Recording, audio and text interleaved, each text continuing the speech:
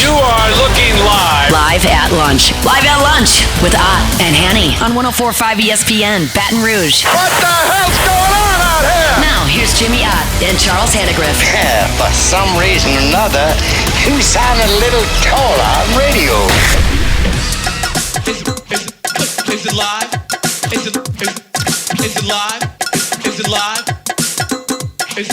From Big Mike Sports Bar and Grill here in Denham Springs on Aspen Square. Welcome to the Monday edition of Live at Lunch, 104.5 ESPN Baton Rouge. Charles Hannegriff along with Jimmy Ott. Max Coach will be with us later in the show. Jordan Kitchen's back in the studio. Our final 3-hour Monday show that includes the Brian Kelly press conference here in the regular season. Didn't we just get back from Vegas like 2 days ago? I mean, the season's flown by, right? Oh, I mean, we were flying in from Las Vegas here. I guess I don't know. I wouldn't say that, but it depends. Everybody says that every year. In the eye of the beholder, sometimes the seasons drag on. Sometimes they go quick. Anyway, you think? It depends on who your fandom lies with. Yeah. It depends on if you're emotionally attached to one team. How well you're doing. I enjoy all the games, Charlie. I love them, man. We had Rohan got me. He got me yesterday. He said it every week. I guess I didn't do it intentionally, but man, it's just the SEC is so. It's so fun, and I guess tying it to LSU a little bit is that LSU, we were wondering, my curiosity factor was, it was a detachment from the team as he lost the locker room. Is this team going to play for a little pride? Because it didn't seem like it against Florida. And it was certainly not against Alabama. But in a day where teams that had nothing but pride to play for freaking performed. Is that what you mean by Rohan got you? Because he, No, not every day. I said, man, it was what a day in the SEC, unbelievable day, or what a day kind of deal. This was a different stage. I mean, with 4-15 with the team, or 5-14 was a combined conference record of the Auburn, Oklahoma, and Florida that turned the playoff chances upside down for their opponents. Gordy said something in postgame I thought was interesting. He says, 10-2 is the new 12-0. If you get to 10 and if you used to be because of the expanded playoff, 12, 10-2 is a new 12-0, and you're much more likely, even as a heavyweight in the league, to go 10-2 than you are 12-0, and that wasn't always the case. Well, when you expand from a 2-team playoff, then a 4-team playoff, then a 12-team, but I mean, this time last week we didn't know if 10-2 was enough, and it might not have been if it had fallen a different way, but it didn't. So you have a league that has a lot of depth, but maybe no super team. Texas is sitting there at the top, and there's no super team in the country to me. Right, even Oregon, even Ohio State, the one remaining undefeated. We're sitting here 3 days from Thanksgiving, and we still don't know if Texas is good. Really? We still don't know. I think Tennessee and Texas, man, they benefited from their schedule. There's no doubt about it, man. That's a damn shame. That's we talk about all the time. What can Sankey do? What can the league actually do? This was one real big thing that they totally screwed up. I mean, what Texas have done against Oklahoma? We don't Oklahoma's schedule. We don't know. We don't. And I mean, I think there's two things that they can do. They did it. Well, no, they haven't done it yet. And by the way, you're going to end up with this exact same schedule next year. They could fix this and make this just a two-year screw up. It better be. Oh well, okay. No. I'm saying it better be. From my standpoint, I'm not telling you it's going to be. The two things that they can do to rectify this, and they have kicked the can down the road longer than the Saints have with some of these contracts.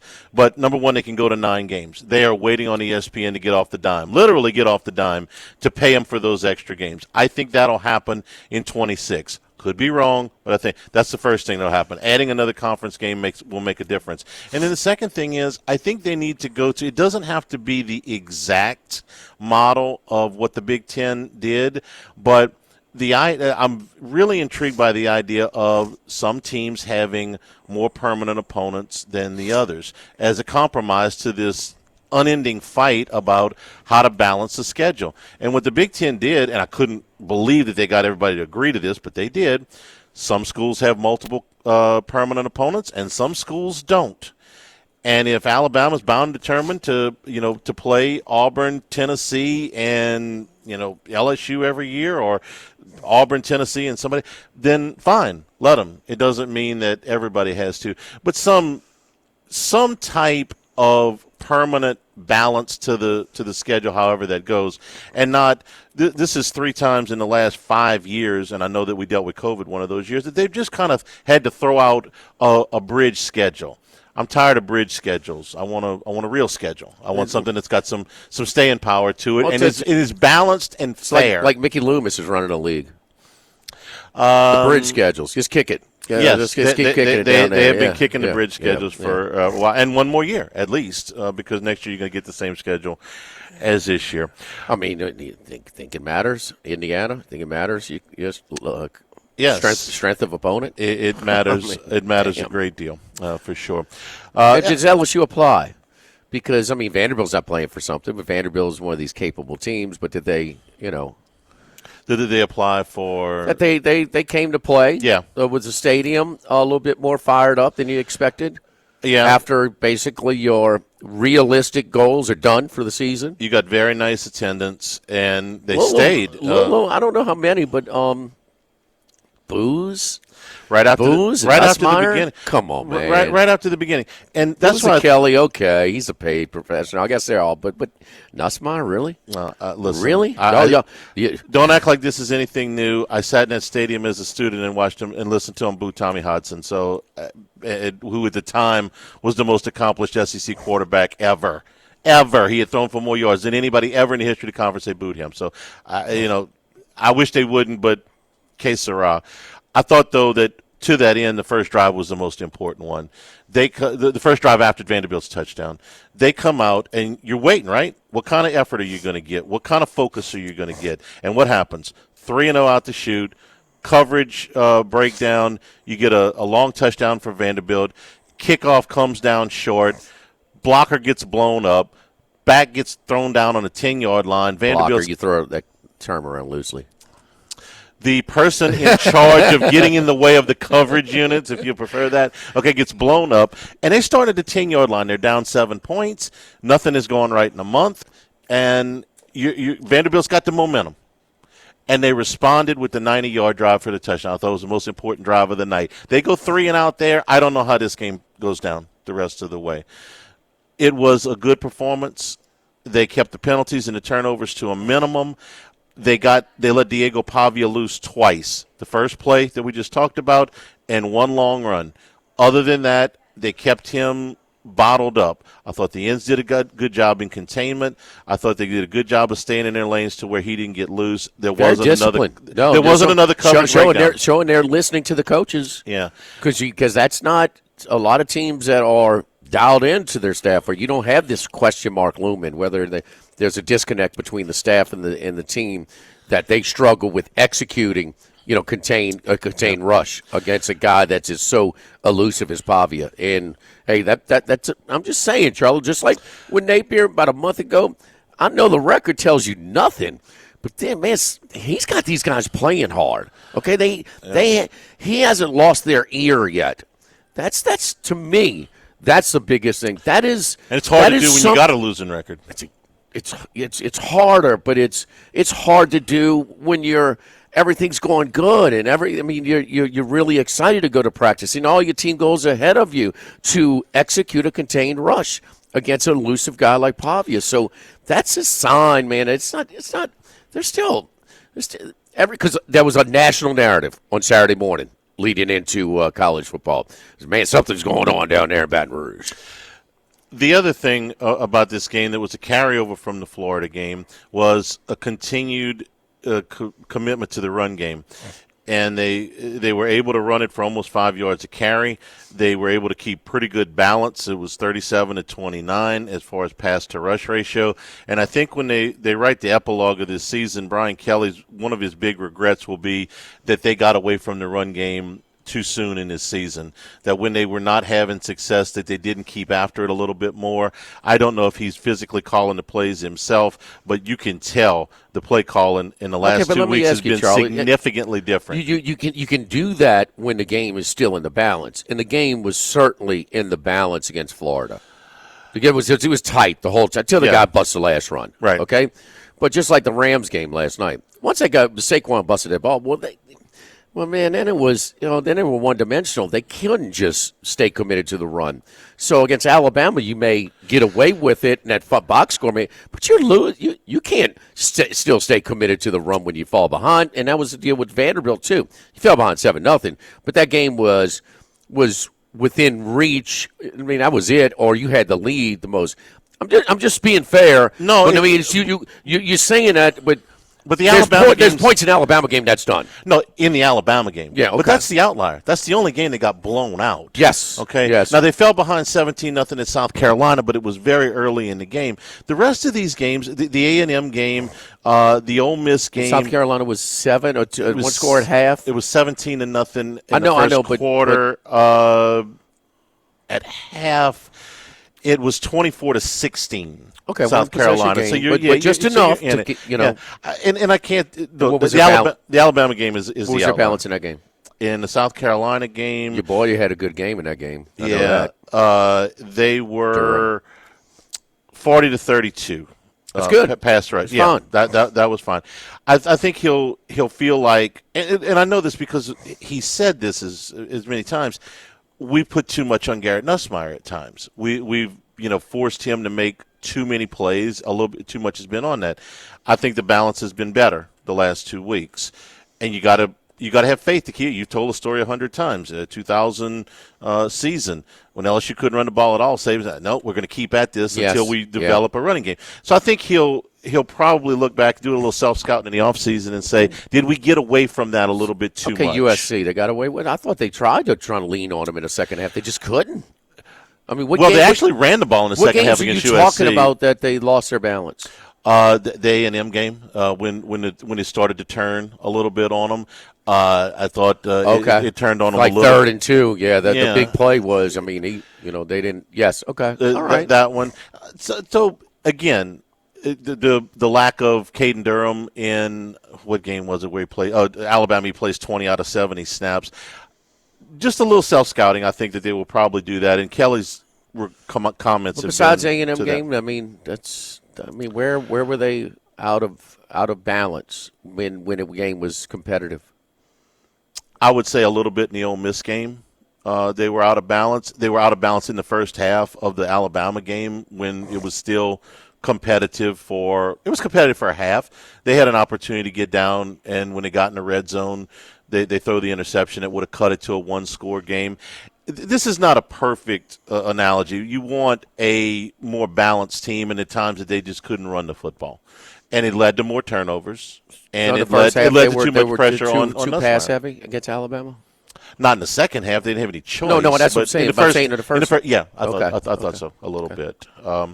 At any rate, they get the win. It's a good win. They needed something positive to happen to them. It's been a bad month. Good win because you need it. You had to stop this damn streak. Right. Okay. In a vacuum, we'll look at this 5 years from now and go, well, it was a 6-4 Vanderbilt team. Who cares? But today, it feels like, okay, they can breathe. Think about it this way. What if they'd have lost? I mean, everything that's happened, and then you lose to Vanderbilt. Well, let me ask you this. Were you in that stadium, that Houston game? I was. The Kevin Falk game. Okay, if you put out that – no. The Houston game the when you got beat bad.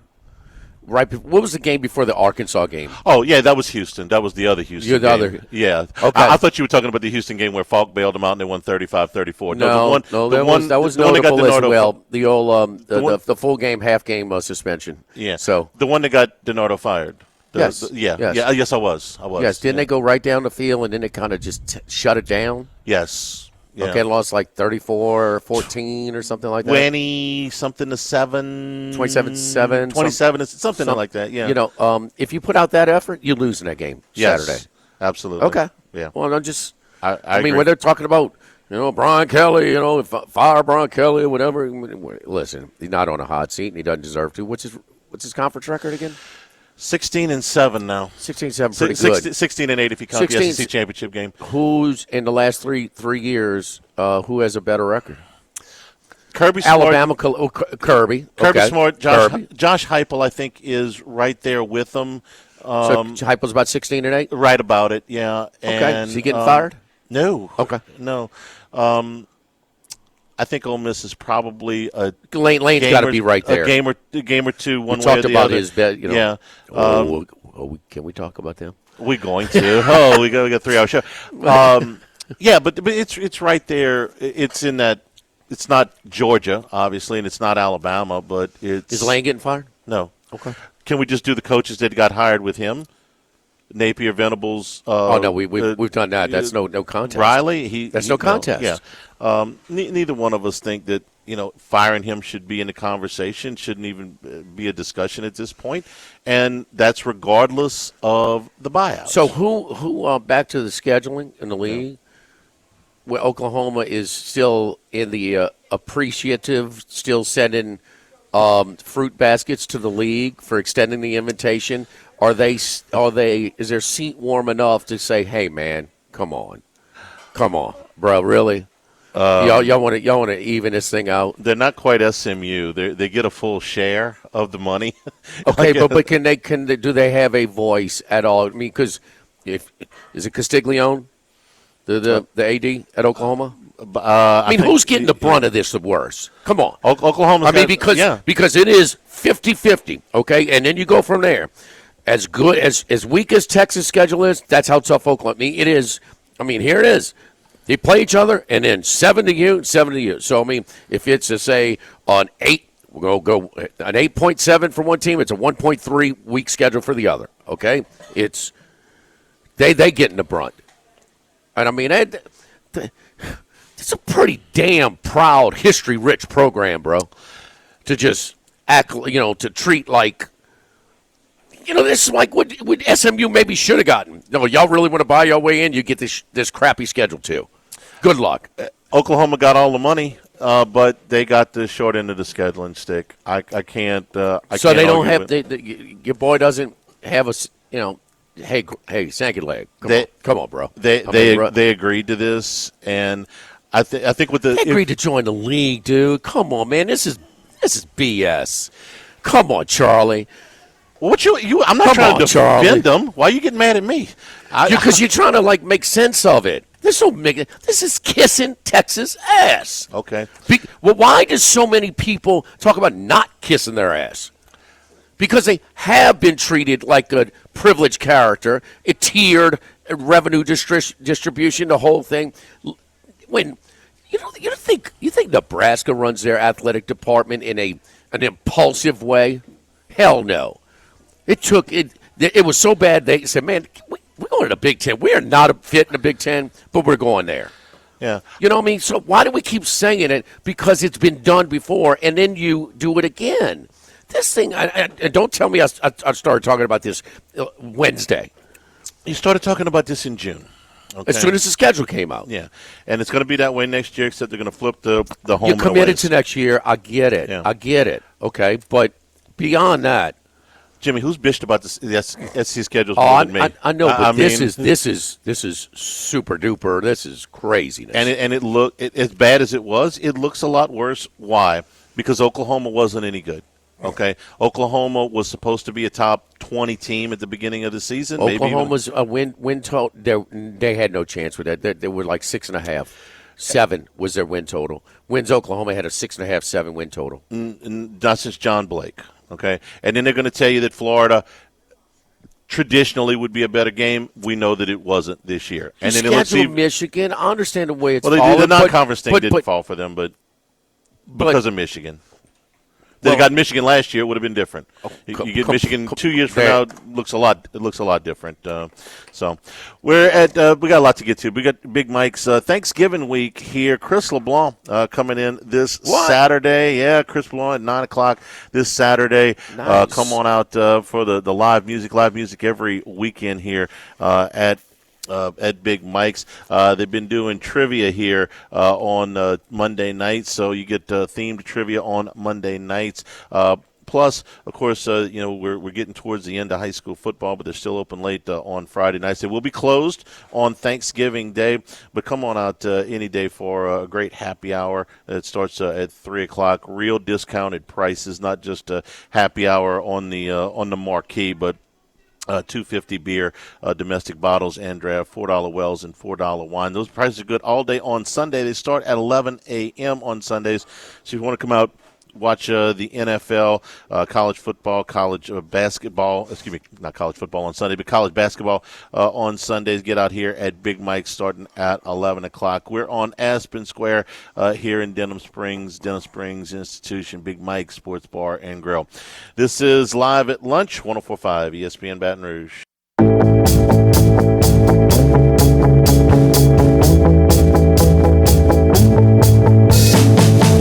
Live at Lunch with Ott and Hanny from Big Mike's Sports Bar and Grill in Denham Springs on 104.5 ESPN Baton Rouge.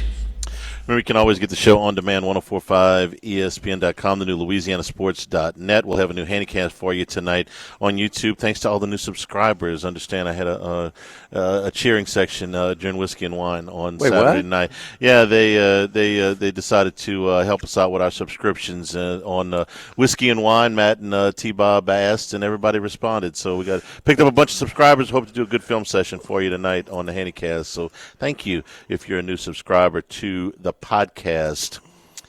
Florida 24, Ole Miss 17. Your thoughts? I can't believe, and I apologize for being repetitive of what you heard on Football Sunday yesterday, but I couldn't believe it when Nick Saban said, yes, Lane Kiffin reached out to him. He's like, man, Coach, what do I tell my team this week?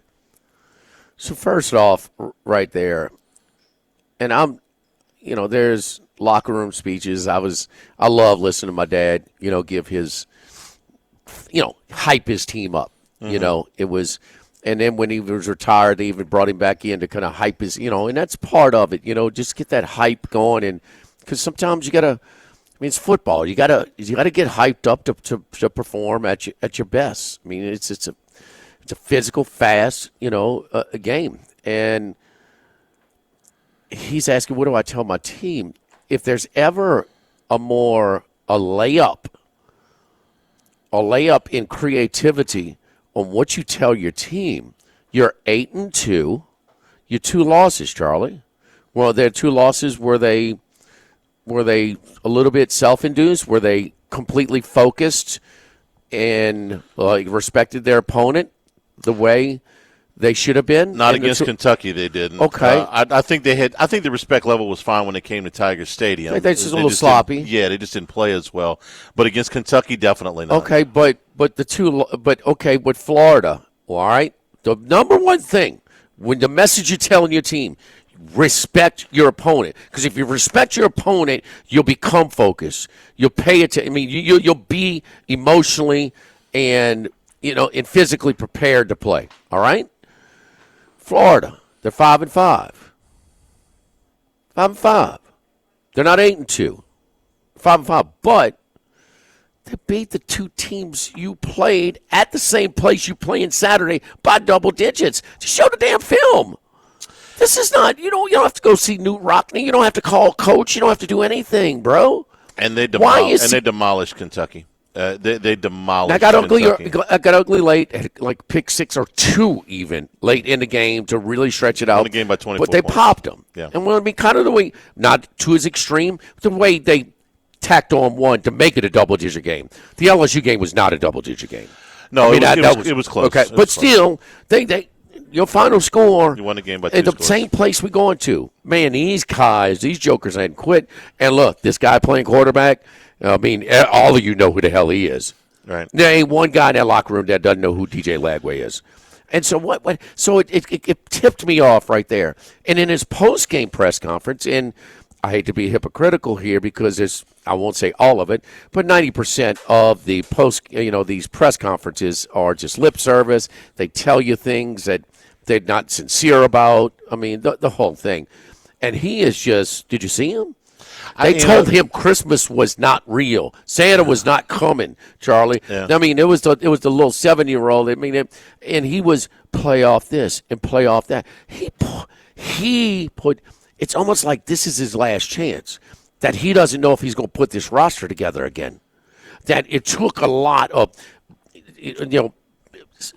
rattling sabers within the collectible to get these guys off their butt and give me a little something to give me a budget.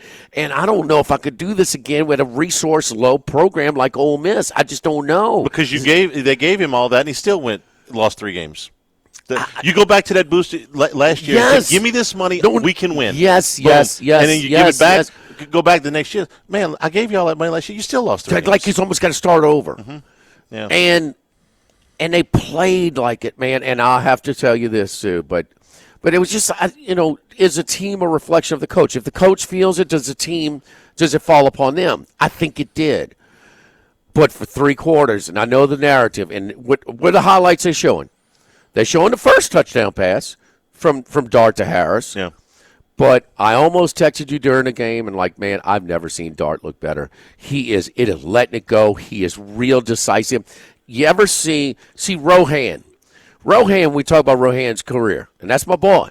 But Rohan's career, he was not the same quarterback that started that game, the scar game against Auburn, that he was against Illinois late. Yeah. But on the way out, that senior, on his way out, the last 2 or 3 games, that really – Joe Burrow, on the way out. I mean, Joe's a different story, but there's that he was playing like that against a tough team.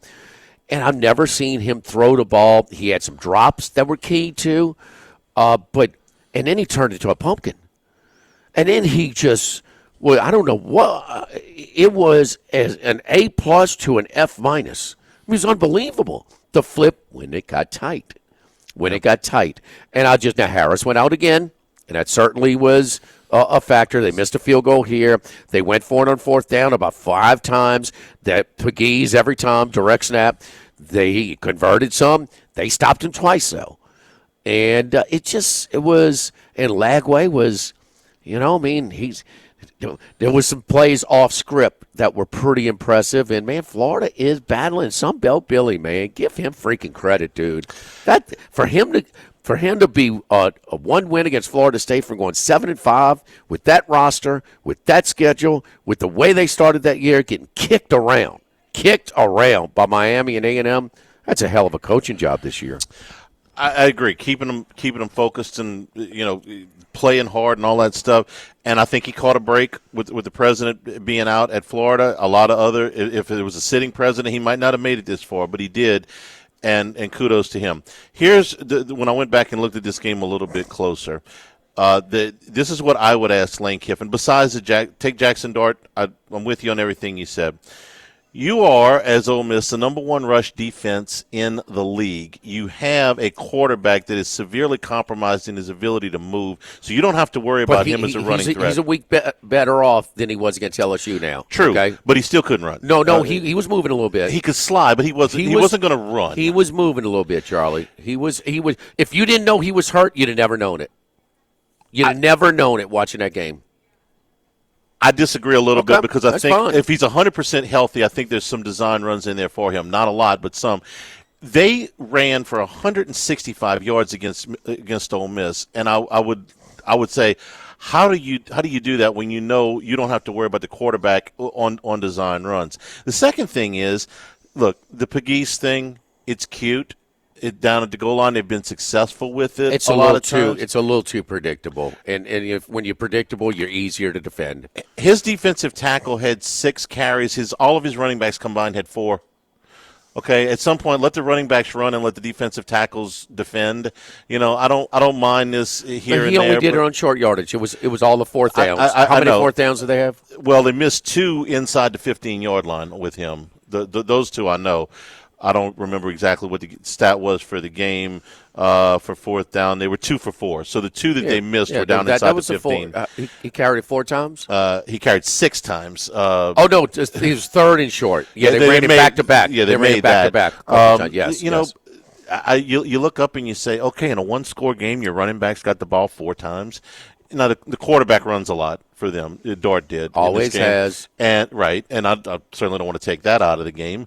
And Dart ran tough, too. And he did. He ran behind his pads, man. No argument. That's another part of his game where he was, even when he was pressured, he was kind of buying the first 3 quarters. He was buying time, and then when he would tuck it and run, I mean, he was playing his ass off, really. I mean, he really was. It's an easy target because the fourth quarter he was awful. Yeah. But, man, it was just a flip. It was this just in, inconsistent quarterback play in the SEC. Yeah. Even game to game. It's unbelievable especially on the road. But once you get past the quarterbacks, run the football, stop the run. Charlie didn't do that very well. You say stop the run. It's not like they weren't trying to stop the run. No, I get it. No, Charlie, give Florida credit. They were getting rushed. I give Florida all the credit in the world. That offensive line and that guy running that ball, that's a respected defensive front. And if you want to be in the upper tier of the Southeastern Conference, you got to play better run defense than that. That's what we heard in the summer, right? Ole Miss has finally got the linemen to do this. Well, no, but that's just not getting it done. That's just Florida just at the line. Has Ole Miss's front gotten a little tired? But they have a rotation. Possibly. It's not just – it's just Florida. It's football, man, and they're still kids, and you don't know who's ready to play and who wants it a little bit. That was just Florida wanting it a little bit more against a really good, respected, productive defensive front all year. They just got the better of them for most of the game. They were running the fall, which took pressure off of Lagway as well. Oh, sure. They had a 3-to-1 run-to-pass ratio. No, that's the story between the game. But that's not Lane Kiffin. I don't think Lane Kiffin had anything to do with them. I think it was more Florida just. I think they knew they had to stop the run, and they just didn't do it. Do we give this guy Lagway a little because he inspires his team to get after it a little bit like that, to hit the hole, to block? I mean, I'm in the mood of giving him the intangible benefit of the doubt. All of that plus his ability to throw the ball down the field. I mean, the guy's got a bazooka arm. You have to respect that. Even with the injury, you got to respect his ability to throw the ball down. He can make off throws and off platform too. Yeah, like he's leaning here, he's being crushed here. He can throw off platform as well. He's a dude. He's a dude. But Charlie, I don't. That's just Florida being a tougher out right now. Then I say, well, Ole Miss just didn't come to play. I don't think Ole Miss didn't come to play. They got beat. They got beat. If they'd played this game in September, Ole Miss would have probably won. But, man, when Pegues is in there, direct snap, I mean, this is – come on, Kiffin. This is just – I mean – your defensive tackle had 6 carries, 2 of them on fourth down inside the 15-yard line. You didn't make either one. Florida was – he got him a couple times, and then they hit him, and they were like, you're not hitting him with one guy and stopping him. But they were rallying. They were just playing so hard. It's what football's all about, man. And what to play for, really. The coach already got his job. He kept his job. Okay, we're playing for the Sunkiss Bowl. I mean, whatever it is. You're playing mostly for pride at this point. We're brought to you by Louisiana Health and Injury Centers, helping you deal with pain. Dr. Michael Goff and his staff done a great job for us over the years. Back pain, neck pain, shoulder discomfort, knee problems, old automobile accident injuries or old sports injuries that are flaring up on you. Let them ease your pain. They can take you in, and they're going to target those problem areas, get you into a program that makes sense for you. The exercise and stretches that they gave to me made all the difference in the world. But if you do need a dry needle or electric nerve stimulation, cryo, or ultrasound therapy, they can help you out there too. Airline Highway, Plank Road, Jefferson Highway near Drusilla. Dr. Michael Goff, Louisiana Health and Injury Centers. Live at Big Mike's Sports Bar and Grill. Live at lunch, 104.5 ESPN Baton Rouge. Live at lunch with Ott and Hanny from Big Mike's Sports Bar and Grill in Denham Springs on 100.5 ESPN Baton Rouge. We're at Big Mike's Sports Bar and Grill here for lunch. The Brian Kelly press conference at 11:40, the final one of the regular season. All right, the Oklahoma-Alabama game, probably one of the most surprising results of the weekend. Oh, boy. Not just that Oklahoma won the game, but Oklahoma won the game by 3 touchdowns, and they forced Jalen Milroe into 3 interceptions. This is the first time Alabama hasn't scored a touchdown in a game since the LSU game in 11. That 9-6, war of wills back in Tuscaloosa, and they'd fall to 4-3 in the SEC and 8-3 on the season. You seem to have quite the pulse for the mood over in Tuscaloosa these days. What? I know what I think. I'm curious what but you I'm being think. very sensitive and caring to my son, the Alabama student, Charlie. No, boy. Not in this house. So, we still got a chance because they're going to politically. Unfortunately, he's right about that. Politically, they'll give us the benefit of the doubt. This pisses me off as far as LSU staff is concerned. Sure. Come on, man. I mean, make this guy beat you with his arm. Have you heard that before? Yeah. Have you heard that before? I mean, and it's not, and to do it twice, like it's. I have no. When they say, well, you need the half to make it. No, you don't. Man, who was it? I think Aranda was probably Aranda and Arnsparger, as good as anybody at LSU's program. One drive, boom, we make an adjustment. They showed us something, here, boom, making adjustments. I tell you what, not bad the other night. You got popped for the one pop, and let's get sound, and the yards were much tougher for Vanderbilt as well. Damn, you don't need a half. You don't need a year. But for him to rush for 4 touchdowns a year before, it's a given. He can run, but can he throw? And he is improved as a passer, but still make him beat you with his arm. And Oklahoma did it, and Charlie, they said we're just gonna run clock the whole game. Once they got a defensive score and the other one close for another one. I mean, it was we have no fear of this guy beating us with his arm. Now, that was a bad call. It was a made-up call. That was awful. It's 10 minutes to go. It's probably too late anyway, but the score should have been 24-10. Let's be honest. No, that was a complete the illegal touching. I still haven't seen it. What about the other way, Jimmy? Make Jackson Arnold beat hold you. on. What's the date? 10:45. Monday, November 25th. Charlie said yes. Alabama got screwed on a call. Right. Yeah. Write that down. It doesn't happen very often. 20 years from now, we'll get to you with the next one. What about Alabama's defense? Jackson Arnold threw for 68 yards in this game. They ran for 260. How about bunch everybody up and make Jackson Arnold beat you with his arm? Fair. That's fair because they're playing. They're not going to take chances. They're not going to give you the short field. If LSU doesn't have 11 guys, all the cheerleaders, half the dance team, bring Omar the fake tiger back in and have him in the box on Saturday, God bless, okay? Because if Jackson Arnold throws the ball over my head, I will tip my cap to him. But if Jackson Arnold comes in here and runs for 131 yards on LSU the same way he did on Alabama, then God bless, okay? Because not only did Jalen Milroe thrash you last year, Marcel Reed had thrashed you the week before. So if you don't have a good memory and remember what Milroe did to you last year, you can certainly remember what Reed did to you the week prior. So, yes, it exacerbates our frustration on the LSU-Alabama game tenfold. The defensive approach. Yeah. I mean, yeah. No question about that. You guys went back and looked at that tape more than most. We did. I mean, it was, and there was a lot of the plays that ended up being much bigger than what they should have been were on the safeties. The runs that should have gone for 7 to 10 yards that went for 17 to 25 yards, or in the case of the last one, 72 yards. There was a lot of that, but there was also a lot of. You think Venables had anything to do with their defensive game plan in this game? Well, given that he is a defensive coach his entire life, I would say so.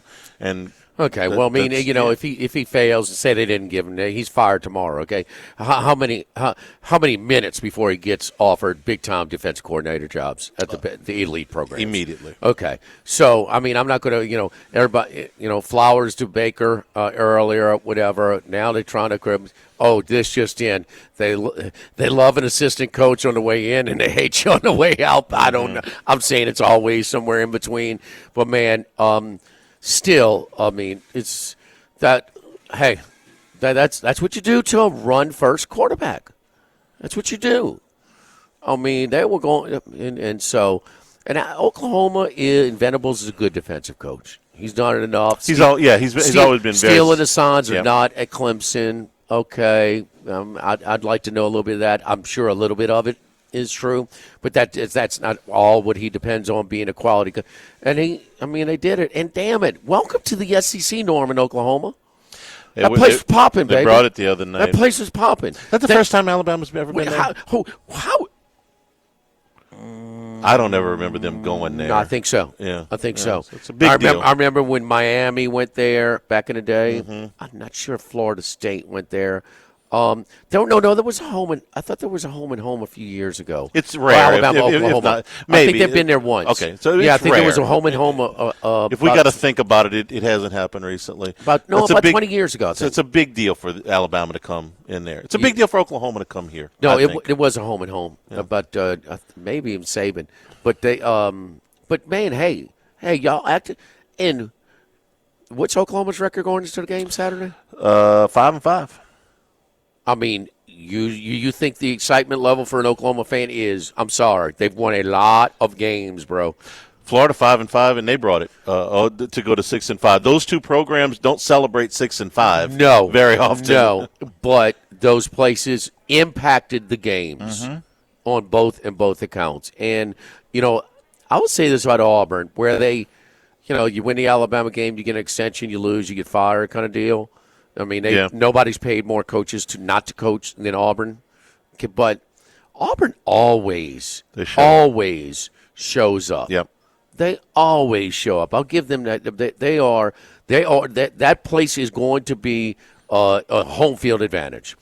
Don't forget our friends at Legacy Title. Chad Reynolds, Legacy Title for all your real estate closings. 296-0060. Full service title company.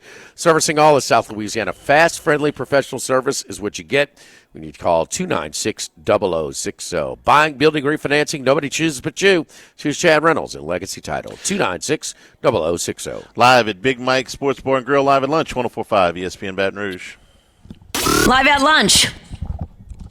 Down at the Thibodeau store. Big doings this week for Black Friday. They've got so many cool things for Dad. A lot of Cypress furniture that you can't get anywhere else. Some unique items there. Terrific cookware for the holidays. If Dad is a chef, you can be the Cuisinart stainless steel sets are available right now. They got specials on the website at ThibodeauStore.com all the way through Black Friday. But getting back to the furniture, swings, rockers, gliders, ton of that stuff that is available now. Cast iron pots, the microwavable pots, the roll-around combos, the big lodge pots, all of them very discounted here as we get into the holidays. Christmas decorations, toolboxes, hand tools, power tools. Buy for Dad. Do it now. Do it online. Have it delivered. It's going to be something that he wants. It's going to be at a great price, and you're going to get it delivered right to your door. So go to the website at ThibodeauStore.com. And if you're visiting the store in person, 900 St. Patrick Highway in Thibodaux.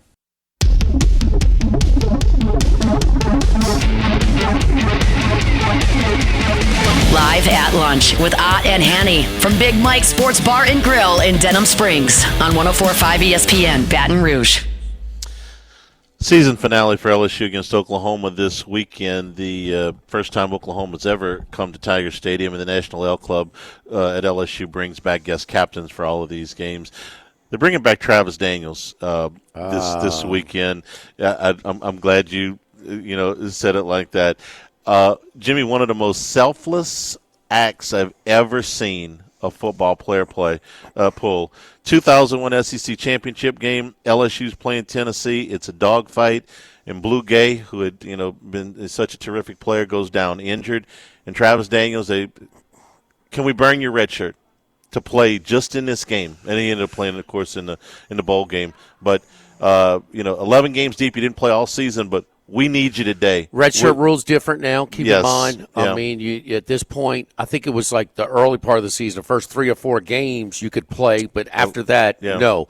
And I mean, he's a competitor. He's stressed out. He's on the travel team for a reason, that he might be needed. And of course he's going to say yes, but still he needs to be complimented, rewarded, and appreciated for it. And, hey, enough that Nick Saban drafted him in the second round when he was in Miami. So, no, I mean, and he was good, too, and he did a good job on Stallworth. Yeah. I mean, first-round pick. He put out a tweet that says, "Thank you for the love you've shown me. I'm forever indebted to LSU and the entire state of Louisiana. Can't wait to come back." Good to have Travis Daniels come back. Great former Tiger. Hour number 2 straight ahead from Big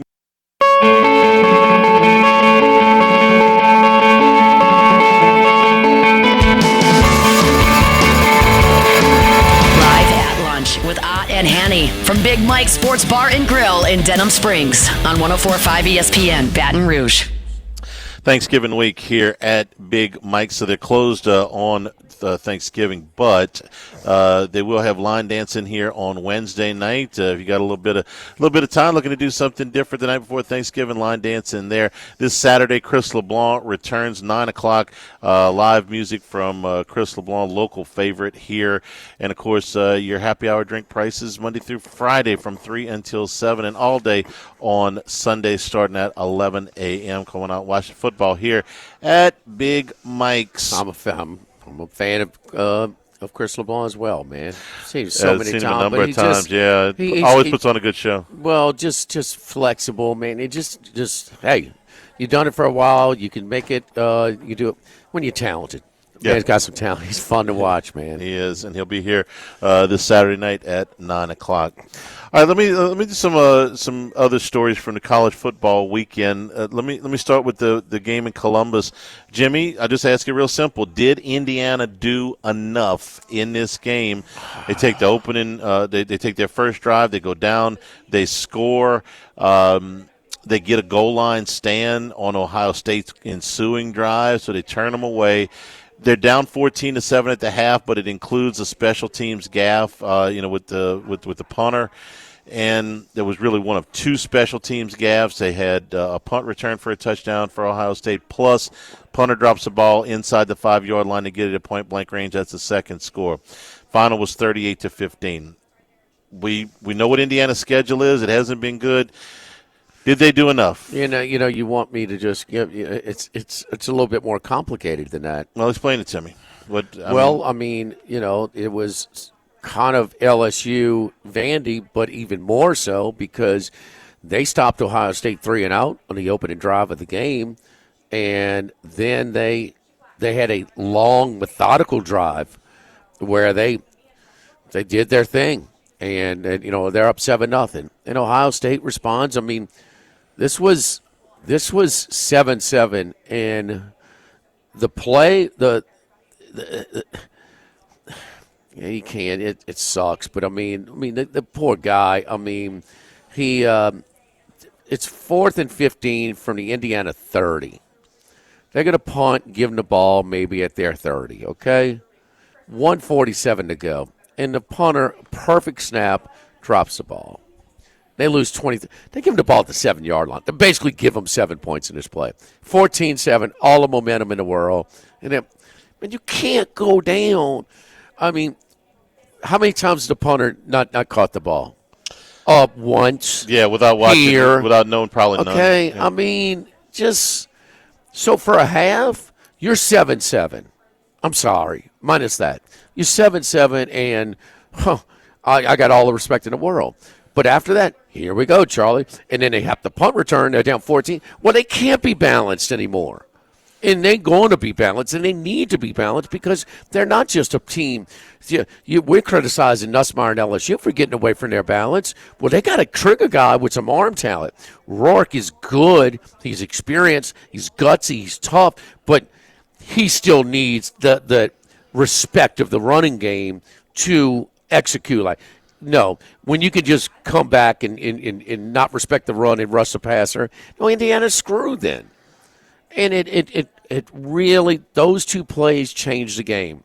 But for most of the game, Charlie, they were kind of in there. Now, the other part is, they dominated. They popped them. They were ready to play. Focus emotionally because they were so sharp and they took the 7-0 lead. They couldn't be more dominant for the first 9 minutes of the game. But after that first drive, it was a point in the third quarter. I'm not sure when, 10-minute mark, 8-minute mark, 7, somewhere in that middle to third quarter. After the first drive, they had negative yardage. And so, and they also tried to do something against Ohio State that one time that might have worked against the other teams they're playing on the schedule. So they ran a drop back, and they asked in their protection, they slid their left side down toward the middle and asked the right guard to come out and protect the edge and get the edge guy. the Samoan name, whatever, coming off the right edge. Yeah. Oh, okay. That might work against North Texas or whoever, but, bro, that's no chance. And he was on rocked before he can even plant his foot. So, is that fair? You know what I'm saying? Like, man, that's a step up in class. What the hell are you doing? And I'm sure Cignetti, said, hey, man, not today. And they did it one time. But those type of plays, and, man, it is what it is. They can't control their schedule. But, man, and I can't kill them for losing to Ohio State here. And I thought they were competitive for a stretch, and then they weren't. Second half, when they returned to punt, did you ever give Indiana a chance to come back 21-7? No.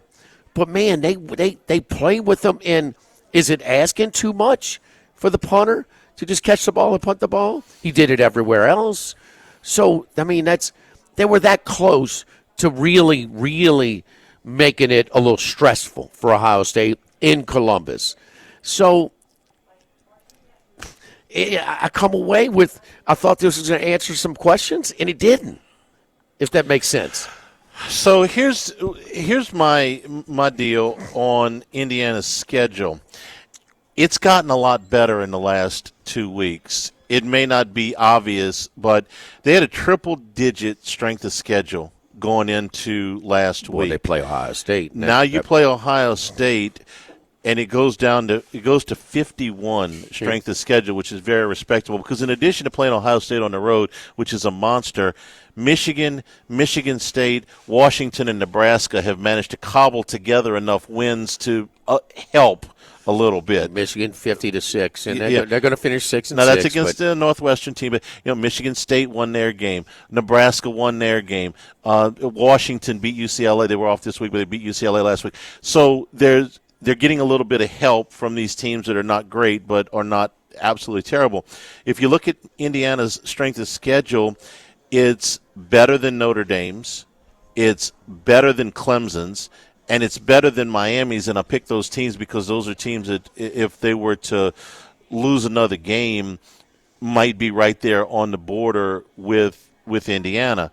So if you're going to jump on Indiana's schedule, you look close. Now they're going to get dinged next week for playing Purdue because Purdue's terrible, but you got to take the whole deal here. We all want to take one side or the other. I mean, watch all the show. I mean, I'm sorry, I'm stuck on this one because you play at Ohio State, but then the other 3 road games within the conference. Okay, go to UCLA.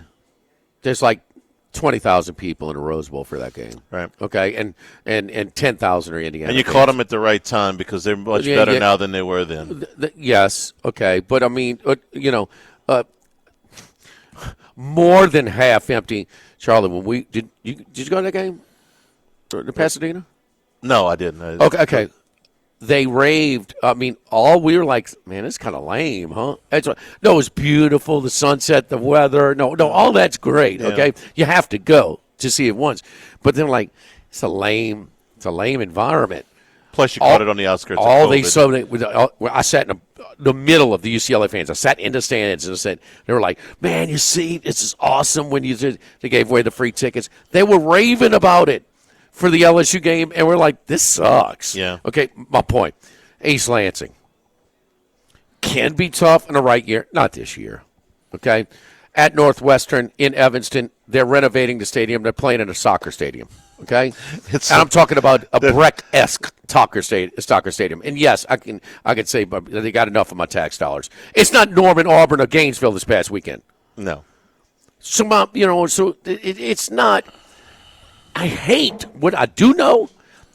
This is not deserving. Where we're trying to.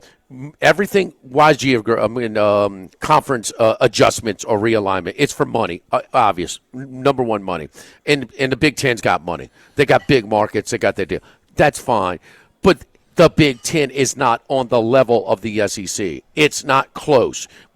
They may be stronger than the ACC. They may be stronger than the Big 12. They're not the SEC. It's just not. I mean, we talk about 5-14 to combined records in those places. You think those were easy places to play? Hell no, man. And they still have rosters, and those teams are trying. Their teams are trying. And so I don't know. I mean, I see my eyes, and I see a well-coached, well-executed, mature team with a lot of experience, and they can play with some teams. But on a neutral, and I know it's going to be neutral, not neutral and stuff. Who are you going to take, Ole Miss or Indiana on the neutral? Well, I'm going to take Ole Miss. Alabama. I'm going to take Alabama Indiana, too. You know? But here's where the argument breaks down. Ole Miss and Alabama were both double-digit favorites and got beat outright this weekend. So just because they're a big favorite doesn't mean they're going to win. Okay, but you telling me so was Indiana. I mean, you're telling me. If Indiana played Oklahoma or Florida, they were under. They're flipped. Charlie, Indiana has none of these games on their schedule. This is just another game. As you said, this is supposed to be your double-digit favorite. You're supposed to win. Man, that was not an easy place to play. Well, I understand that. And if I had to put my money on it and Alabama was playing this weekend against Indiana on a neutral field Herb somewhere. Street's talking about best teams. I mean, Florida State was more deserving last year. That may be a bad example because of the quarterback injury. But this is a tough deal. But okay, part of this point spread thing is Alabama's favorite all the time, okay? They were a double-digit favorite at Vanderbilt and lost. They were a double-digit favorite at Oklahoma and lost. Forget the point spread. Who are you taking? I would take Alabama, but I wouldn't be surprised if Indiana beat them. I mean, I wouldn't be fall out of bed shocked. I was shocked that they lost Saturday. I never dreamed that they would lose it in Norman the way Oklahoma's played this year, but they did. Guess what? You don't know what you're getting from week to week with these quarterbacks. Huh? And Ole Miss, same thing. I didn't think that they would lose at Florida. I didn't think they'd lose at home against Kentucky, but they did. So at some point, the Kentucky 1-7. I mean, that's a little different. You're losing to a hot Florida team that's more talented. It is different. I mean, you're going to compare the lag weight to the guys playing quarterback. They're going to shove point spread at us and say, well, they would be favored by this. Well, they've been favored. No. I'm asking you. Of course, Alabama's going to get benefit of the doubt in their branding. It's about perception and branding. I didn't check the FBI this morning. I'm sure they're number one. Okay. Well, I'm dealing with that, but right. I'm telling you, you know who the better team. I mean, they just don't have these. Saban's beating the horn on this thing, and before this, Texas, and he's within. They play one team worth of damn. It got smoked. Penn State, same thing. Yes, indeed. And okay, to my point, at Minnesota. Charlie, that was a 50-50 game. Yep. They could have easily lost as they won. I mean, that game came down to the wire. I mean, a true 50-50 game. Penn State got alive. That's not Norman, Oklahoma, Auburn, Alabama, or Florida this past weekend. Minnesota, that's not those places. No, and we all had that. That was almost a consensus on Friday. And I know we want to, I know money. I mean, I don't care. Underwood. We can look at everything. Damn money. Okay, it's money, and we'll follow the money, and then we'll go with everything else later. But that playing at Minnesota is not the three places that those teams that fell below Indiana in all likelihood. And I just have a problem. Well, hey, when you get one from the ACC, one from the Big 12, Notre Dame, and your group of five, and then 4 from 4, man, Big Ten is not as deserving as the SEC for as equal amount of teams in the playoff. No way, no how. I didn't think before this weekend the 3-loss team was going to get in the playoff. Now I'm not so sure. I think that's a very real possibility. What history told us? that if it was a 12-team playoff, there's a 9-3 team that was always in there. We've been able to simulate it, Jimmy, but we've never actually dealt with a The committee. 12 that, teams, yeah. the 12 teams in the rankings. Yeah. If you give, there would have been a 9-3 team. It's taken longer than we expected, but history has told us a 9-3 team's getting in. As the 11th team. So who is that? Don't tell me that child in my house is getting in. Don't tell me. Don't tell me, Charlie. Well, their FPI is really. You put the runs in? I don't know. Alabama to make the college football playoff right now, yes, is plus 180. So it's not exactly a. I'll tell you what. And no is minus 240. It was a lot better than Saturday at 6 p.m. a year ago on that first Saturday in December. Yeah, I mean, how many do they have to lose? Before we finally knock them out. But you got to put somebody in. Yeah. So what's Indiana, Max? Minus 2,000. Oh, 20 to 1. Well, they're in. Yeah. Yeah. So you're getting 4, but I mean, so A&M loses to Texas. If Alabama's pulling for Texas. Sure. They're pulling for Texas. Sure. Because Texas can lose. They've beat nobody. They don't have to beat anybody Saturday, which would clearly be their best win, and they're still in. With Sankey leg. Apologies Shame. to Hunt Palmer. I will be Giga Maggie's on Saturday when they play.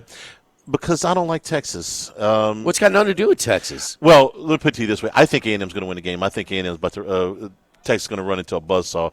We got all week to talk about that. Sharp money does, too. Went from 7.5 to 5.5 yesterday. Well, not before some of us got down, but okay. Some of us. Sneaky Hanny. Well, it's not like it was a big secret. But you're on a roll right now, huh, son? You are on a roll. If you ask me to take who's the best of the 3 lost teams in the SEC right now, put them all in a hat and tell me who I want this Saturday, give me South Carolina. Right now, give me South Carolina. If they go to Clemson and beat them, they've got a better resume than Alabama. Yeah. They've got Alabama's a better resume than Ole though. Miss. I don't know if they have a better team. I saw Ole Miss just kick the crap out of them in Columbia. Yeah, they don't hold tiebreaker on head-to-head on either one of those teams. Who's playing better right now? Losing a 2-point conversion, Tuscaloosa is no crime. No, it's but not. South Carolina. Getting smoked at home by 3 touchdowns, and it was worse than the final score. That's indicting. Those teams, who would I want to play less right now? South Carolina. But you are seeing the stitches on the ball. You can actually predict that Meatball Man was going to have a rough time yesterday for the Giants. That one was easy. Don't forget our friends at Los Reyes Mexican Grill on Lee, just off of Nicholson. It's my Saturday night ritual, man. I go to the Queen and watch the early games, and on the way home about 6 o'clock, hit my friends over at Los Reyes Mexican Grill. My buddies Kyle and Scott doing a great job managing. Miss Blair behind the bars. He'll get the games on exactly what you want. She does a great job. And man, just really good stuff. My fajita steak tacos with these fresh tortillas, man. That's what when you could tell it's a really good Mexican restaurant when they make the in-house tortillas. Really good stuff. Great happy hour, 2:30 to 6:30, 7 days a week. Fresh Mex, extensive restaurant, great atmosphere, and man, the patio dining is outstanding this time of the year as well. Los Reyes Mexican Grill on Lee, just off of Nicholson. Live at Big Mike's, live at lunch, 104.5 ESPN Baton Rouge.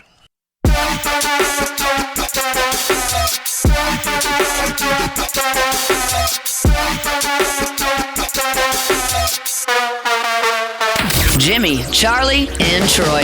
3 best buddies sitting around talking sports bets. Let's welcome in Troy Macker from Bet Rivers. Gobble, gobble, Troy. How you doing, buddy?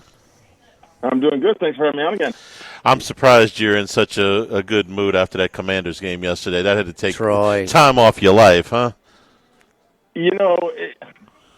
I'm not it's tough because for 20 years I've expected this sort of calamitous football play. What I'm upset about is that they had to go mess around and play so well for 5 weeks that it drastically adjusted even my very pessimistic expectations. So I'm now thinking they're a playoff team.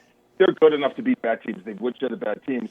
So I wasn't so mad at the game result as it is like I didn't want to be invested in this team this year.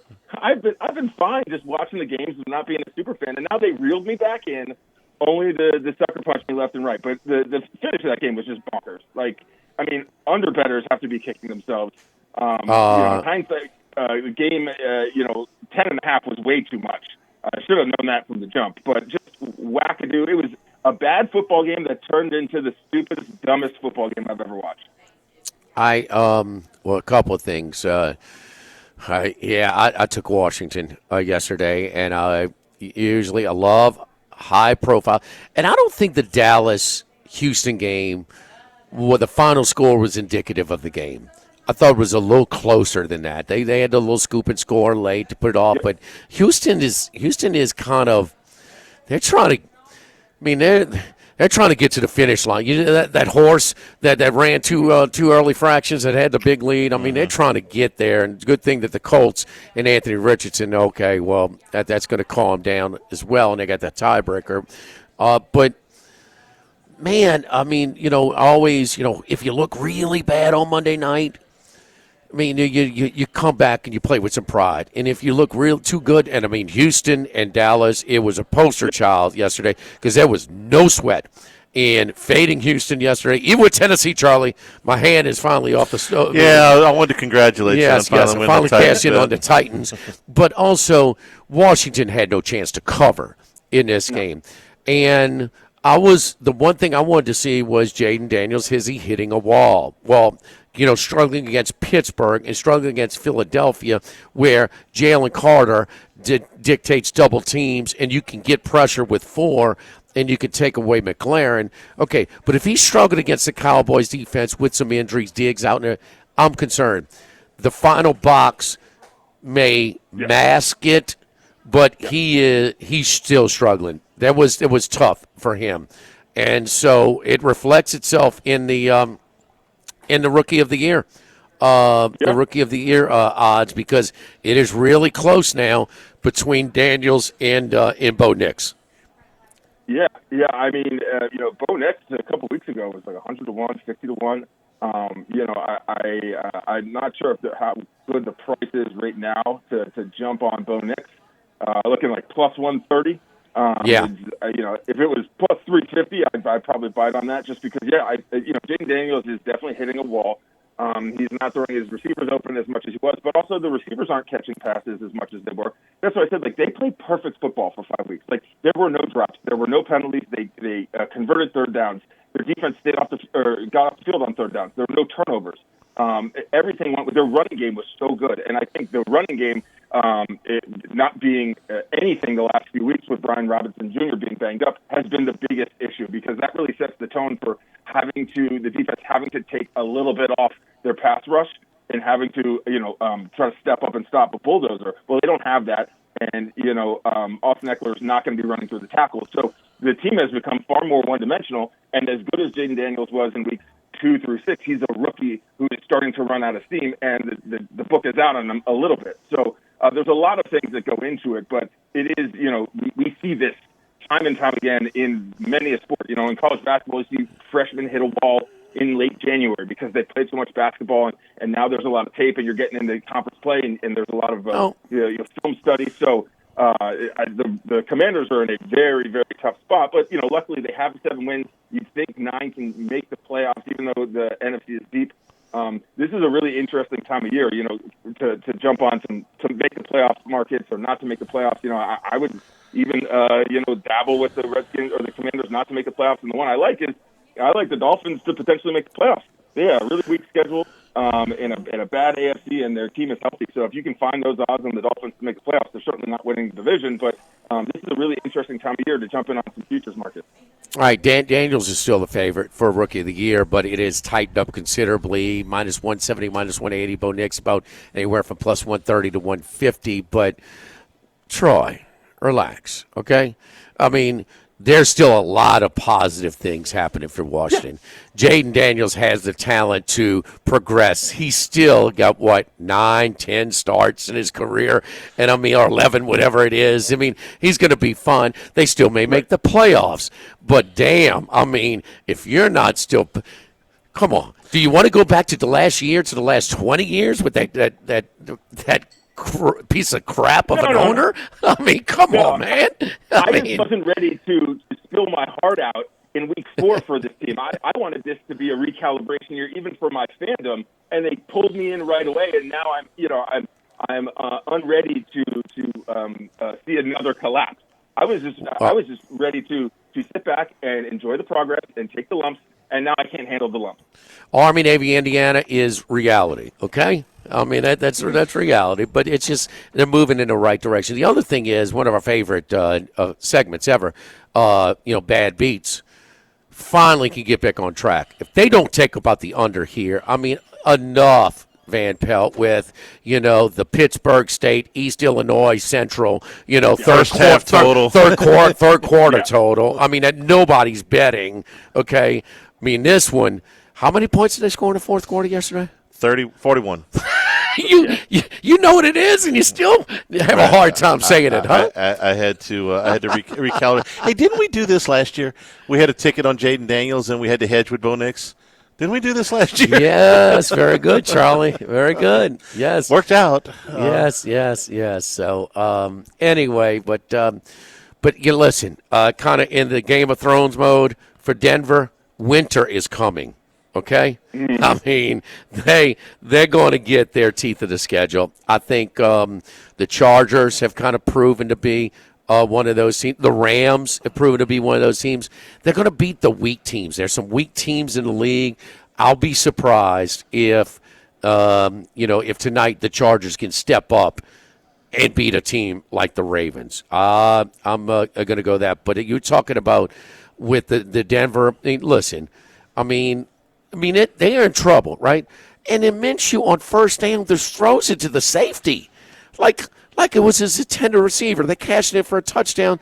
Next thing you know, they're down, and then that's just too much for them to overcome. But this Broncos team, okay, enough of Atlanta, Las Vegas, Carolina, the Saints with the freshman team, the Raiders twice, the Jets.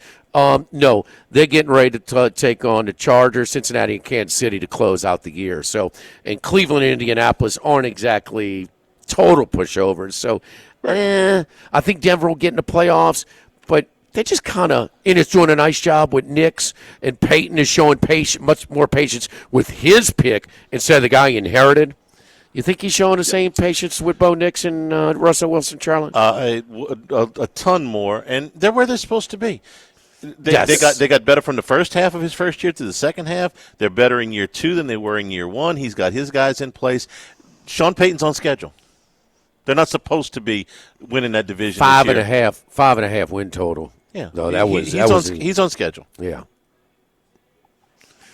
Troy, what was the carnage? What was the let's start in reverse order. Sunday. I mean, with these lopsided matchups, did they come with Kansas City action again and fell short? Yeah. Yeah, 80% of the tickets were on Chiefs to cover. 73% of the money was on Chiefs to cover. Another interesting one. Lots of people actually had a Titans Cowboys moneyline parlay that was 20-1, so that was nice. But with the Chiefs, the Texans, the Commanders, in the case of the Texans and Commanders losing outright, but the Chiefs as well.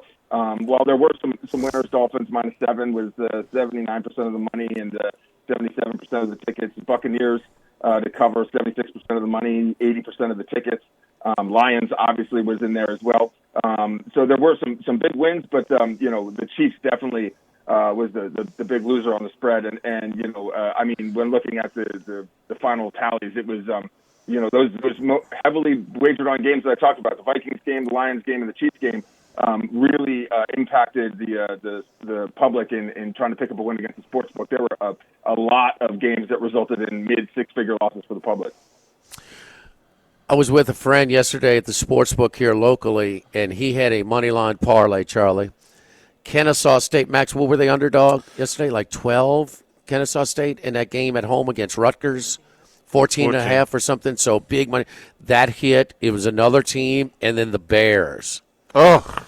So the cash out was offered. I think that I'm geared this way. I could find a little bit more value in maybe in-game hedging. Maybe take a Minnesota. Minnesota, when they flipped the coin, the Vikings lost the toss. They were plus 130. Plus 130 as the betting favorite in that. One sack later, they were minus 85. You can't take that sack. You can't Yes, take that well, sack. Caleb, yes. You're right about that. And then Minnesota with their approach, they didn't even think about running. They were going tempo, and Darnold was throwing every time. And, Jefferson, throw me the ball. But still, Troy, give us a little peek behind the curtain. What's the philosophy from the house's side, if as much as you can share with us, on the cash-out options for these people? It's an easier thing to comprehend than trying to work the numbers and say, man, because we were going to take the plus 130. As soon as we got to the counter, it was minus 180 because of the sack. And keep in mind, you're behind the TV a minute or so. But give us a peek behind if they're offering, and I would think that, it's basically the ultimate settlement, but you guys are offering it, so the house wants the public to take it to alleviate some of the liability?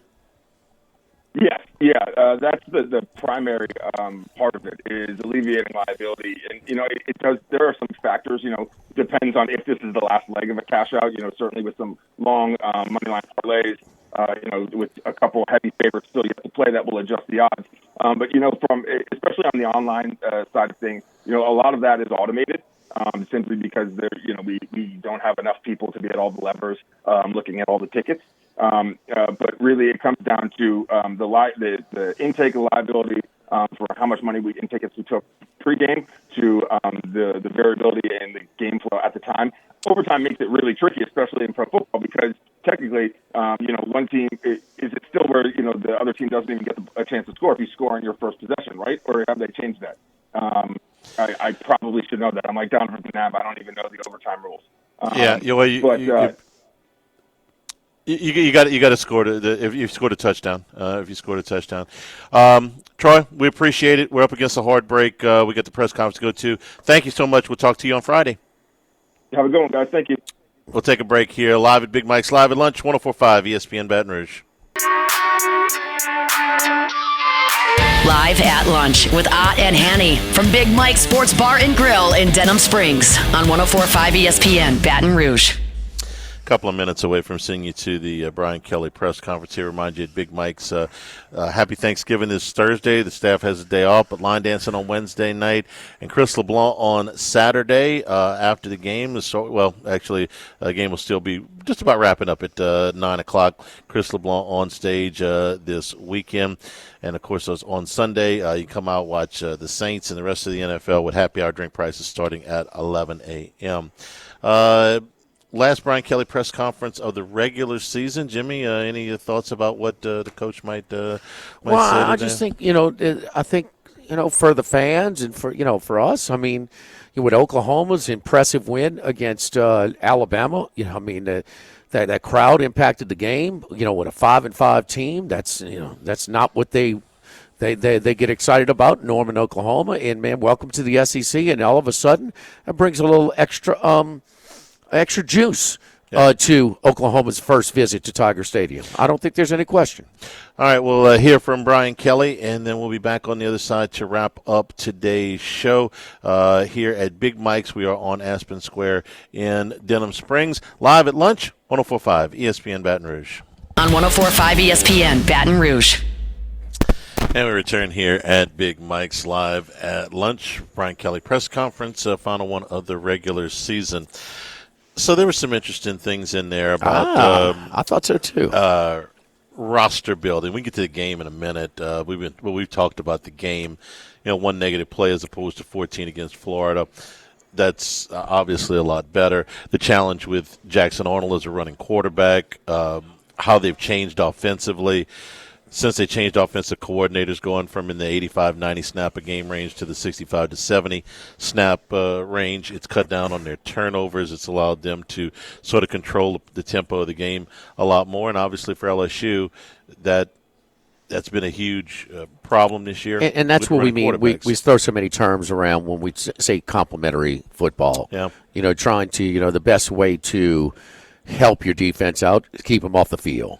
So not trying to, cut down on the risk, cut down on it. It's something at the NFL level that a couple of early coaches, Sean Payton's doing at Denver, which he didn't do at New Orleans. I mean, just he has a different deal, and what Jim Harbaugh is doing, which we'll see tonight with the Chargers. Far more interesting was the things he talked about with roster building, at least to me. First of all, said that they will take a quarterback in this class. Now, I thought that they would take a quarterback in this class to, you'll excuse this expression because I don't mean it literally, replace Bryce Underwood, but you've got a spot in the two deeps here that you need to fill. What that quarterback is going to be greatly depends on Garrett Nussmeier and his decision whether he's going to come back or not. If Nussmeier comes back, then you're looking for a depth piece. If Nussmeier leaves, you're looking for a starter, in my opinion anyway, because I don't think that the two young players are ready to start next year. So they're going to go get a quarterback. It's up to Nussmeier what kind of quarterback they're going to go get. The second thing that he said, which is something that he said over the weekend, and kind of sort of double down on it today again, that they will be very aggressive in the transfer portal. This is sort of a departure from how he was a year ago, which was they wanted to use the transfer portal as something that supplemented the roster, that they were much more interested in, the high school building of the program. They would use the transfer portal to supplement it. Well, you don't have to be an economist or a budgetologist, whatever you want to call it, capologist, to know that a lot of money freed up on Thursday when Bryce Underwood decided to take his talents to Michigan. You haven't seen this. But is all that money, does it necessarily mean all that money? I'm roster. I mean, I own this, burger joint or whatever, and I mean, I had the money set for this guy, but he's not there anymore. Right? Is it? I mean, is it? I asked that question. Is the money still there? Is still money allocated for the rest of the roster? Yes, and it is. That's what I've been told. Okay. Yes. Okay. No, it's a good question. Is like, hey, listen, we'll pay this amount of money for this guy to star in the movie, but if it's not this guy, then do we still have that? Michigan money to probably pay? Wasn't. Probably not. So you haven't seen this mass exodus of decommitments that the gloom and doomers had on Thursday. And look, I was worried about it. Hey, sometimes the dominoes start moving and you can't stop them. So, Charlie, it's fair. This is not the sky is falling catastrophe syndrome. This was a lot of time, effort, money. This is a lot of energy invested in this kid. There's no question. You haven't seen it yet, and I think that you're seeing them allocate some of the resources, money. It's pretty easy. You're going to spread a little bit more of that around. I still think that they will lose, Derek Meadows, the wide receiver from Bishop Gorman, but that's because he's from Michigan originally, and he's friends with Underwood. I think they've got a great chance to keep the rest of it together, and you're only talking about 9 days to signing day. Very aggressive in the transfer portal. He even used the term cap. He says, we'll be very aggressive, but we've got a different allocation. He said it's a year-to-year thing, and when you talk about salary structure, and I'm sorry, but these are terms that we use now in college athletics. Jimmy, I'll tell you what, how I interpreted that. Last year, you had Emory Jones, Will Campbell, and Harold Perkins as probably your three highest NIL guys, if I had to guess, with Nussmeier probably right there with them. If you had brought one or two of those defensive linemen in last year and put them above those guys, that would have been a problem. He backed away from that. They decided to go, a different route. Probably wishes that he would have had some of those linemen. This year, tell me who the sacred cow is on the returning roster as far as your highest NIL guy. Nussmeier would be obvious, but let's say if Nussmeier didn't come back, who's your highest returning NIL guy? I don't know, Charlie. Exactly. No, that's you're making a point. You don't know. You don't have these. Yeah. Nobody sticks out. Yeah. No. Yeah. So you can go out and you can put higher dollar numbers on these guys in the transfer portal without worrying about upsetting your salary structure inside the locker room. I think that's a big deal. You have more money now than you had last week at this time. You do not have a salary structure that you're going to upset the apple cart. You have a coach that's, I can just bet in a candid moment he will say, screw this. I'm taking, they took their money. Michigan outbid us on this guy. We're going to take our money. We're going to outbid people on other guys. The hell with this. I may not be the richest guy in the room, but I ain't the poorest either. So I'm gonna go get some guys, and the hell with You outbid on this kid. There are going to be some situations, especially with the allocated money now, that you can outbid for some other kids. I mean, it's just you got to do more across the board. Kind of what Indiana did, maybe a little higher level. Get some experienced guys from some smaller schools, but. There's going to be a Walter Nolan out there somewhere. Yeah, and you think he's made an impact? I'm glad you brought up that position because I would be spending a whole bunch of this money on linemen on both sides of the ball. Everybody wants them. Sure, you just gotta, sure. They're in demand, no doubt. Yeah, just get it done. No doubt. And all the better if you don't have to go out and replace your starting quarterback. Jimmy, we've said this a million times in the last month, it feels like. But anybody that doesn't recognize the benefit of a fourth-year to a fifth-year jump, we've seen it here. We've seen it other places. The number of starts. You are better off almost – I don't want to say exclusively. I'm not going to tell you they can't go find a quarterback in a transfer portal that could come in here next year and start. A lot of teams have done it. But I'd rather roll with Nussmeier. And I understand that there's rushing components to that. He doesn't run the football, and he's some turnover. I would rather watch him. I got a lot of time invested in this kid. I got 4 years in my program. I got and he's committed. He stayed committed to you. He had plenty of offers, and he's going to have more offers this year. Not just going to the NFL. Sure, there's a lot of people that want him. Yeah. No, and Charlie, if say Underwood comes. Who gives LSU the best chance to do something big next year? I'm glad I wrote it in last Monday's column so I don't have to just say, I said this. But you didn't want Bryce Underwood or any other young quarterback making their first start ever at Clemson, South Carolina. I mean, that's a hell of an ask to go out. And do you not want to lose the season opener for the sixth straight year? There may have been some packages in the red zone, or if you definitely say, hey, we're going to have this guy maybe if things go right, But no, Nussmeier gives you the best chance. He can run your off. I mean, it's such a big huge. If he takes the normal jump from first year starter to second year starter, it's a big deal. It is. You're going to have a guy that showed you some things at times, who's trying to feel his way out. That will be more polished. It'd be more, he'll be making those throws against Ole Miss and fourth down more regularly.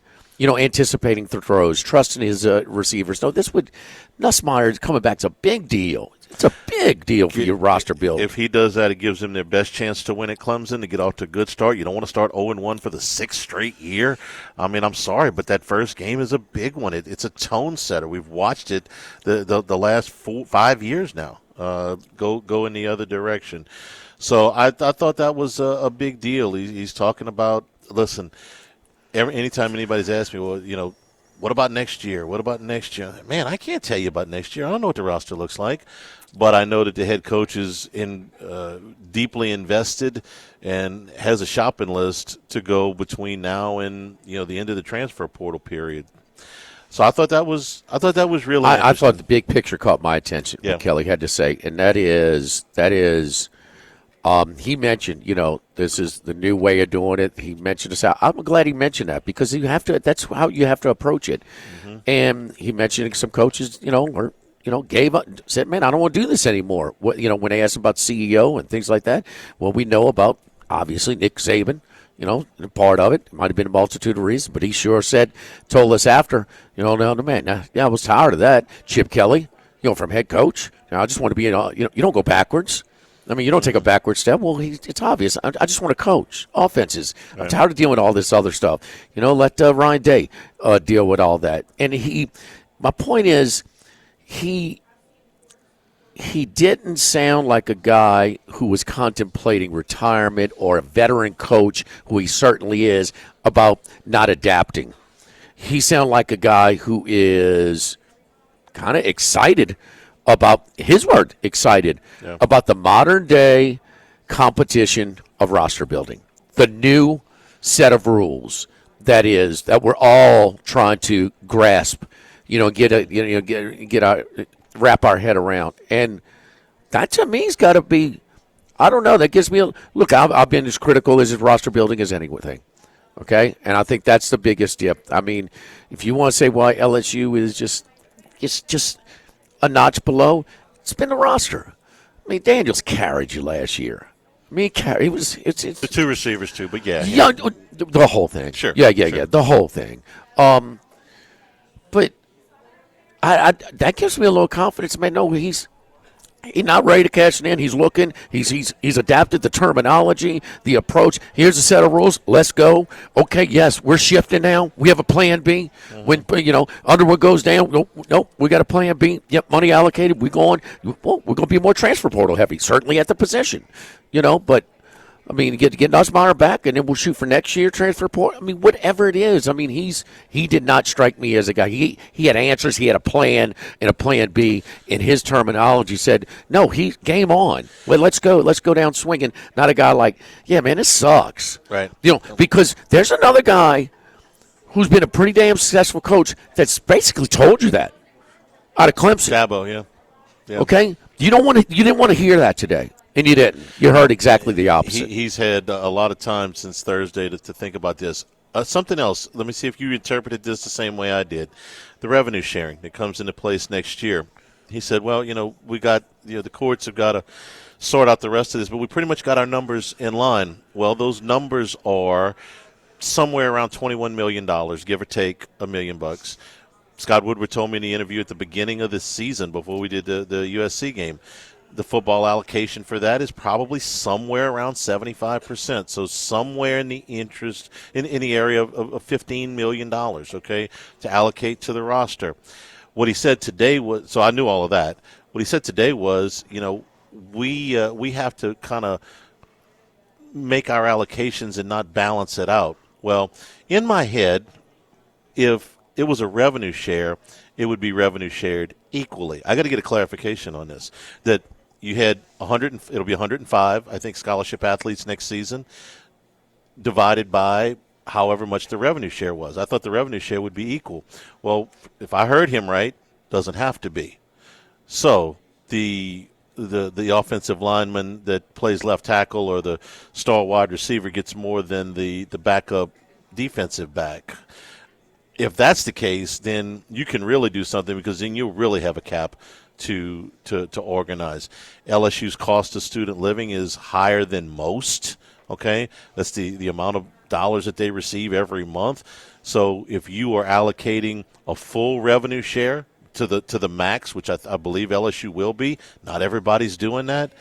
This is not NIL money, but this is money. This is player money. This is roster building money. People often use the term NIL when they're talking player money, when they're playing. Yeah. And so next year, this revenue share is a new thing, and LSU is at the top of this. Okay, this, unlike NIL, does have a cap. When you say on top of this, you mean saying like they've got a plan, they've got things in place, not necessarily they're at the top. They're going to have the most. They're going to have the Yankees payroll or the Mets payroll and things like that. But Charlie Ness, it's another example at they're being proactive and not reactive. They're prepared and they have a plan, and they're going to. And he used the word, we'll balance it once we get that number. Yeah. But they have another example that you go give it a shot, man. And, I mean, I'm sorry. I mean, there's been some reports like, I don't know, man. I don't know if he's into it. And you've heard the reports, man, it's a little harder than he thought. I mean, he probably said, oh, man, God, Ogeron won a title down there. Miles won it. I can go deal with that. Well, those guys did some things along the way as well. But my point is, it doesn't sound like a guy that's, contemplating, man, let's just settle on this thing and I'll move on. And the last month, he's been exposed to the rough side of this job. Because yes. And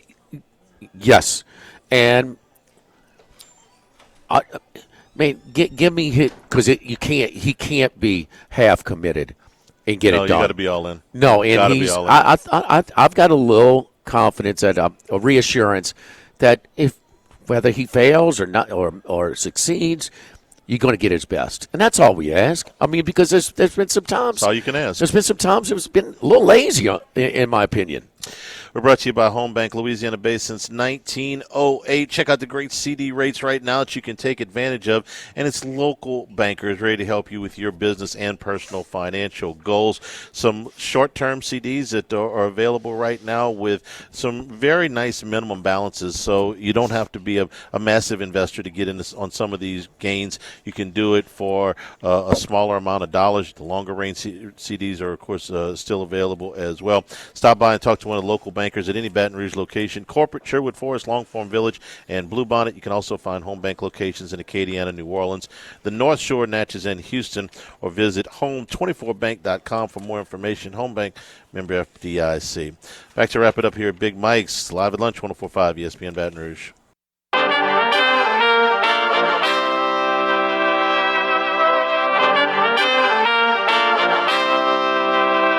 Live at lunch with Ott and Hanny from Big Mike's Sports Bar and Grill in Denham Springs on 104.5 ESPN Baton Rouge. All right, don't forget first-time home buyers. Man, you need a group to kind of steer you through the way of getting at home for the first time. My friends over at MR Property Group, LSU alums, Miriam Del Rio, Remy Curry, big LSU sports fans. Give them a call at 230-4242. Low pressure suggestions when asked, but finding the options that you are that you are interested in. Whether you're buying or selling, they can get the conditions and the price. That's just the right price that you're looking for. And as a seller, they got a great track record of top dollar in the Baton Rouge area, whether it's Glenmore, whether it's the Steel Boulevard area, the South Downs, U Club, Lexington, those places. So if you're thinking about selling, you may not realize just how much equity you have in your current home. MR Property Group with Keller Williams Red Stick Partners in Baton Rouge, 230-4242, 230-4242. Happy Thanksgiving from Big Mike's. They'll be closed on Thursday, but back open on Friday. Come on out and watch the games this weekend. Chris LeBlanc playing live here on Saturday night at 9 o'clock. Line dancing on Wednesday night. You got the day off on Thursday. Come on out and have a good time on Wednesday here at Big Mike's. And again, open at 11 on Sundays with happy hour drink prices all day. Ravens and Chargers tonight. Ravens about 2.5-point road favorite right now. Yeah, I like the Ravens, and I think that if you like them as well, I mean, the difference between 2.5 and 2 is not much, but 2.5 and 3 is a lot. I'd get on them early.